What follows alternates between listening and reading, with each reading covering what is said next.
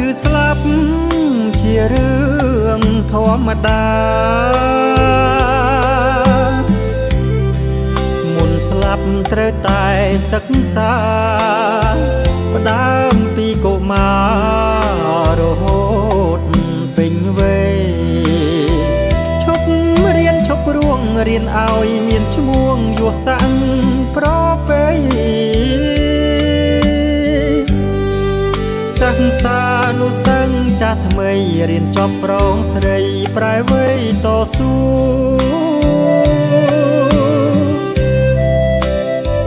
ទឹកចិត្តពុះពោអំបូរសាមជាតិ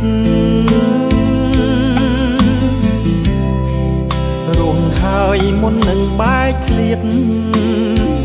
ជុំនាញរៀនទៀតឆ្លៀតមិនរអ៊ូតបស្នងសងគុណគ្រូចាស់កើតមុនជាជនគំរូបានคลายខ្លួនទៅជាគ្រូព្រោះខំតស៊ូដោយចិត្តស្មងស្ម័គ្រ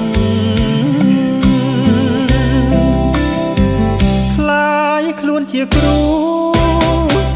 នៅគ្រប់ទិសទីម៉ែឪទីពីរសំភីអិតអង្រដ្ឋាភិបា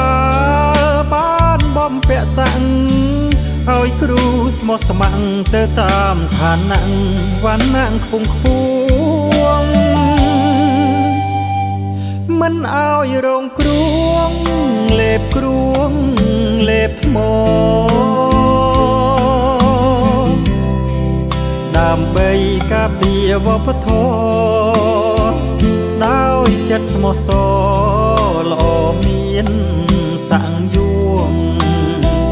យ៉ាងគ្រូបង្រៀនឲ្យសិស្សដើរឈានរៀនទៀតទៅខ្ពស់ទួនាទីគ្រូសង្គ្រោះឲ្យជាតិខ្មែររួងព្រោះជាតិខាងរា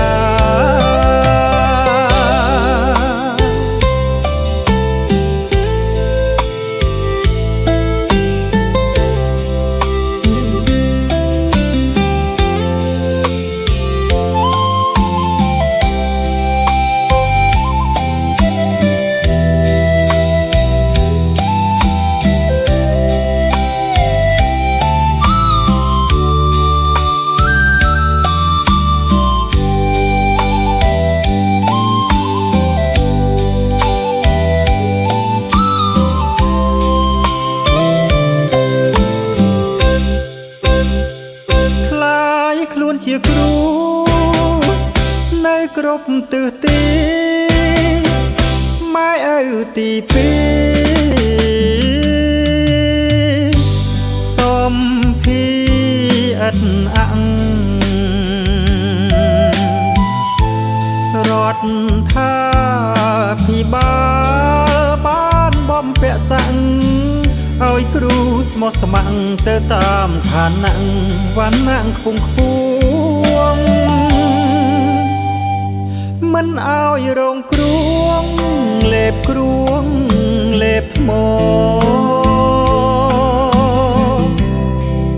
ដើម្បីការពារវប្បធម៌ដោយចិត្តស្មោះសរល្អមានសាំងយោង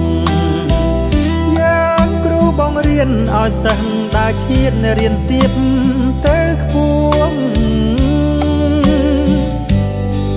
ទួនាទីគ្រូសង្គ្រោះឲ្យជាតិខ្មែររួងព្រោះជាតិខាង